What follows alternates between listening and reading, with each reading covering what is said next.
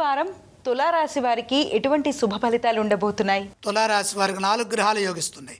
9లో గురు శుక్రులు, 6లో శని, లాభంలో కేతువు. అదృష్ట ప్రాప్తి ఉన్నది. లక్ష్మీ కటాక్షం సంపూర్ణంగా ఉన్నది. ఎంత కృషి చేస్తే అంత సత్ఫలితం సిద్ధిస్తుంది. ధర్మబద్ధంగా కొన్ని విషయాల్లో లోతుగా ఆలోచించి ధైర్యంగా ప్రణాళికలు సిద్ధం చేయండి. మీరు తీసుకునే నిర్ణయాల ద్వారా విజయం ఆధారపడి ఉంటుంది. కాబట్టి సకాలంలో శాంతంగా ఆలోచించి జాగ్రత్తగా పనులు ప్రారంభించే లక్ష్యాలను పూర్తి చేయండి. దేనికి తొందర వద్దు, వాయిదా పర్వాలు అసలే వేయవద్దు.